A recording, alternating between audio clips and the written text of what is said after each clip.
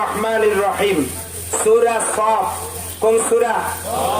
নবী করিম সাল্লাল্লাহু আলাইহি ওয়াসাল্লামের মদিনা জিন্দেগিতে এই সূরাটা অবতীর্ণ। মোট আয়াত 14, রুকু 2টা। সেখান থেকে আপনাদের সামনে 8 আর 9 দুটো আয়াত আমি আপনাদের সামনে তেলাওয়াত করেছি।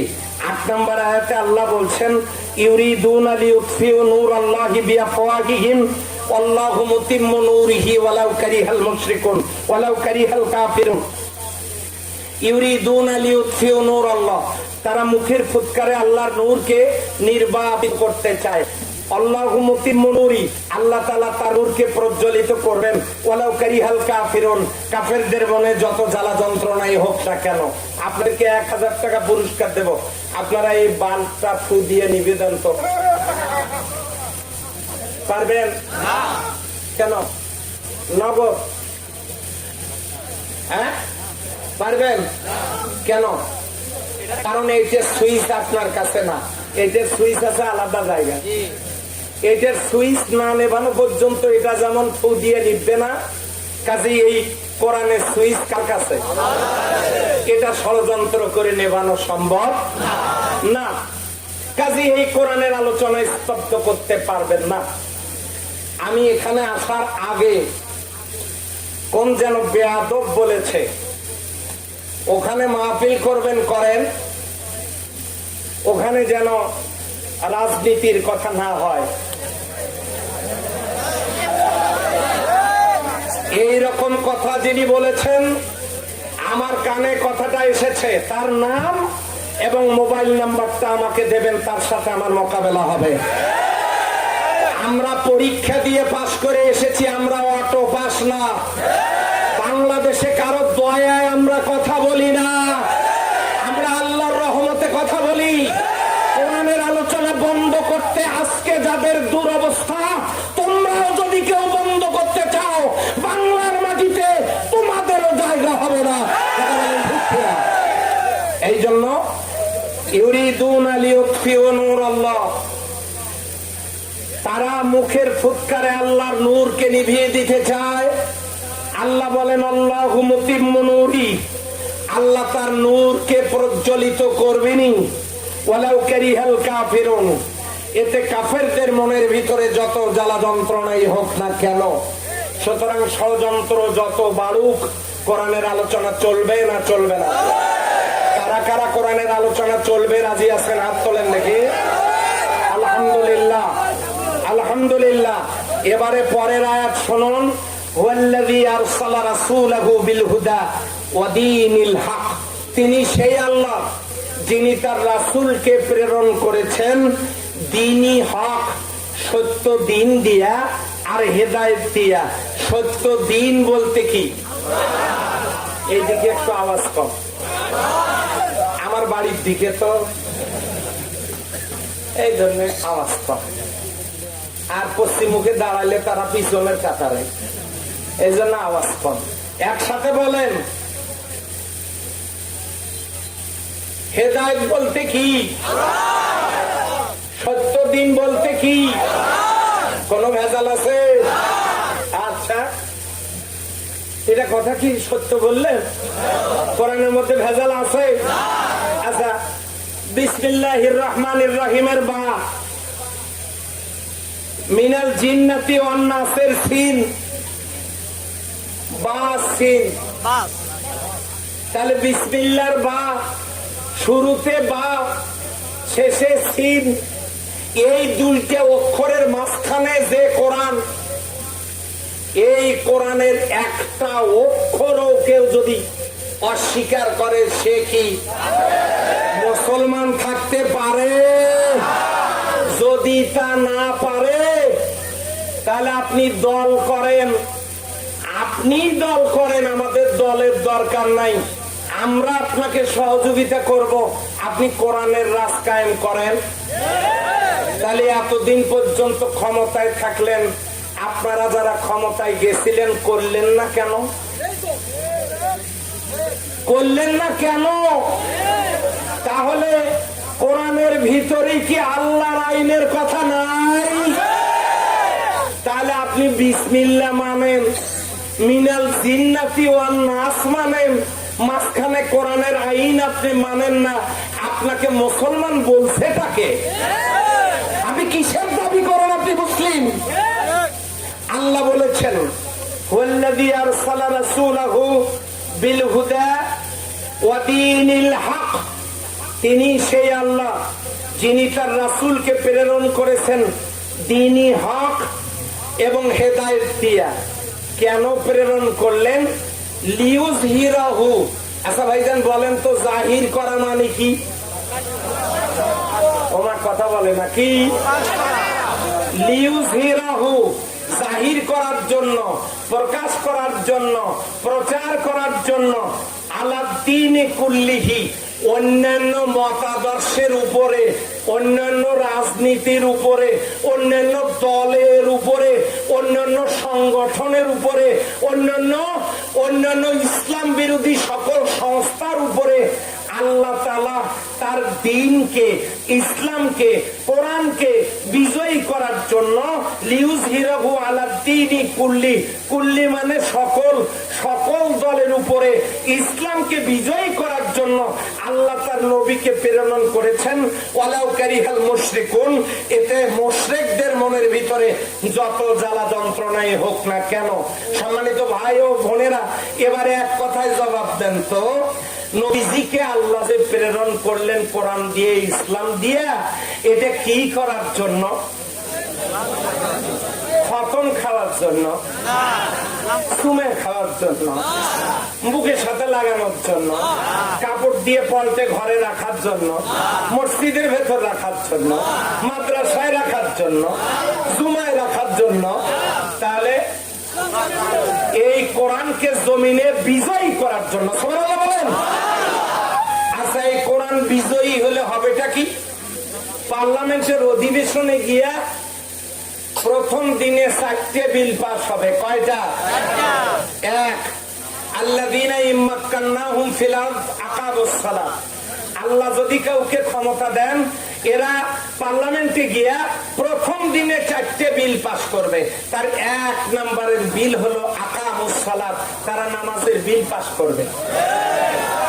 নামাজের বিল। এখন রাত 10টা বাজে, 11টার সময় যদি মহামান্য রাষ্ট্রপতি ভাষণ দেন, দিতে গিয়ে বলেন আগামীকাল ফজর থেকে নামাজ বাধ্যতামূলক করা হলো, আজান হলে যে মসজিদে যাবে না মুসলমান, ও অমুসলিমদের জন্য বাধ্যতামূলক নয়, মুসলমান যাদের উপর নামাজ ফরজ, আজান শোনার পর যদি মসজিদে তারা না যায়, সেনাবাহিনী মাঠে আছে, 50 ব্যাট করে লাগাও।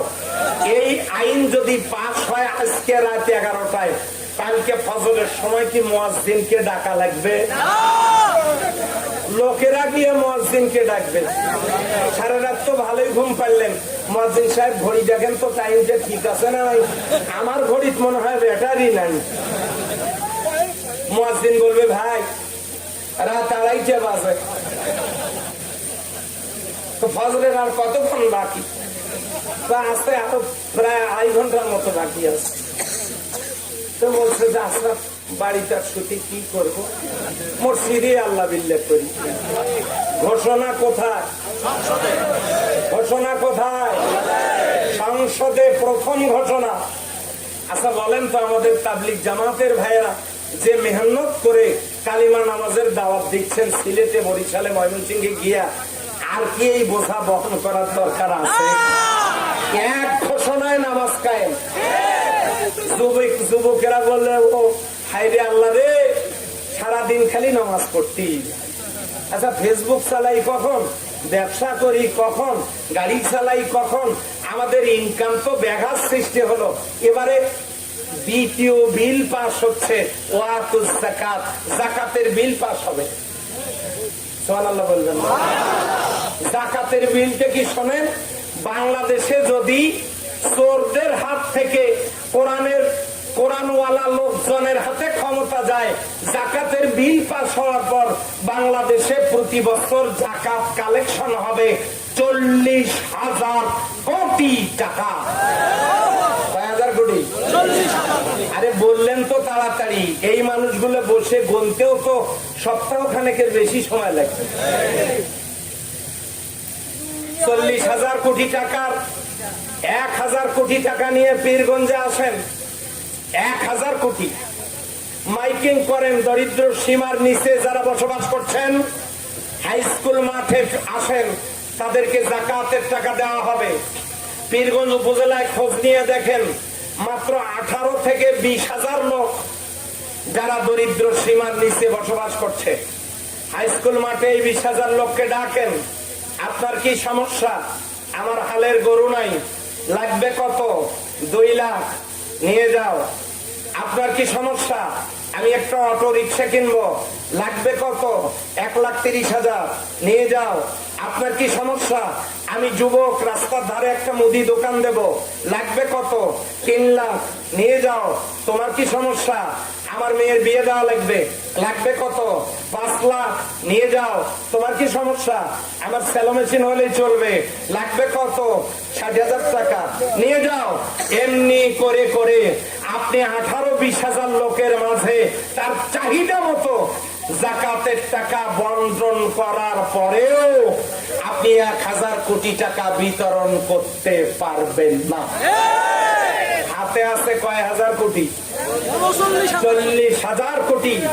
অথচ 1,000 কোটি দিয়েই আপনার এখানকার আপাতত সমস্যার সমাধান আপনি করেন, আর বাকি টাকা দিয়ে অন্যান্য উপজেলার সমস্যার সমাধান করেন। যা উদ্বৃত্ত থাকলো সেটা দিয়া এরপরে পরের 2 বছরের যাকাতের টাকা একত্রিত করে আপনি আমার পীরগঞ্জে ভেলামারিতে লোহার খনি, মাগুরায় কয়লার খনি, গ্যাসের খনি, ইউরেনিয়ামের খনি, তেলের খনি, কয়লার খনি, পাথরের খনি, স্বর্ণের খনি, লোহার খনি, এগুলো আপনি উত্তোলনের কাজ শুরু করে দেন। কলকারখানা স্থাপন করুন, ইন্ডাস্ট্রিজ নির্মাণ করুন, লক্ষ লক্ষ বেকার যুবকের চাকরির ব্যবস্থা হয়ে যাবে এবং মাত্র 3 বছর পরে আমার দেশে একজন লোকও যাকাতের টাকা খাওয়ার মতো মাইক দিয়েও খুঁজে পাওয়া যাবে না। কার কথা? আল্লাহর কথা। যদি কেউ বলেন এরকম লোক কি আছে? জামাত ইসলামের 2 জন মন্ত্রী ছিলেন, শহীদ মাওলানা মতিউর রহমান নিজামী, আলী হাসান মোহাম্মদ মুজাহিদ। আপনারা 15 বছর রাজত্ব করলেন, আপনারাও তো পারেননি এই 2টা মন্ত্রণালয়ে 1 টাকার দুর্নীতি বের করতে। তার মানে জামাত ইসলামের নেতারা, বাংলাদেশের লক্ষ লক্ষ নেতা কর্মী, 15 বছরের ভিতরে আপনারাও তো পারেননি কোন নেতা কর্মীর নামে একটা দুর্নীতির মামলা দিতে। তার মানে আপনারাই বুঝিয়েছেন জামাতের নেতা কর্মীরা দুর্নীতি মুক্ত। আমরা ওই দলের জন্য কথা বলি যে দলে একজন নেশাখোর মানুষ নাই। আমরা ওই দলের কথা বলি যে দলে একজন বেনামাজি মানুষ নাই। আমরা ওই দলের কথা বলি যে দলের একজন নেতা কর্মী দুর্নীতির মামলার আসামি নাই। কাজেই জামাত ইসলামীর কথা বলছি না। কোরআন যদি রাষ্ট্র ক্ষমতায় যায় তাহলে আপনারা প্রথম বিল পাবেন নামাজের বিল। ইন্নাস সালাতা তানহা আনিল ফাহশাই ওয়াল মুনকার, নামাজ মানুষের চরিত্র গঠন করবে। যাকাতের বিল পাস হলে অর্থনৈতিক সমস্যার সমাধান হয়ে যাবে, গরিব মানুষ থাকবে না। 3 নম্বর আমারু বিল মারুফ, সৎ কাজের সমস্ত দরজা খুলে যাবে। যা করবেন সেগুলাই সৎ কাজ, সওয়াবের কাজ হবে। 4 নম্বর ওয়ানাহা আনিল মুনকার, অসৎ কাজের দরজা বন্ধ হয়ে যাবে। সূরা হজের 41 নম্বর আয়াত খুলে দেখবেন, কোরআনের মধ্যে আপনি পাবেন 4টে বিল পাস হবে। সম্মানিত ভাইরা, আচ্ছা বলেন তো, যদি নামাজ কায়েম হয়, অভাব দূর হয়, গরিব দুঃখী ভেদাভেদ না থাকে, সচ্ছল পরিবার হয়, দেশ হয়, জাতি হয়, সৎ কাজ করা যায়, অসৎ কাজ বন্ধ হয়, তাহলে এই জমিনটা জান্নাতের টুকরায় পরিণত হবে না হবে না? তাহলে এই কোরআনের আইন পার্লামেন্টে পাস হোক, এটা কি আপনারা চান? কারা কারা চান দেখি একটু? আলহামদুলিল্লাহ, হাত তুলছেন। বলছেন চাইছেন ভালো কথা, তো মেম্বার পদে কাকে ভোট দেন?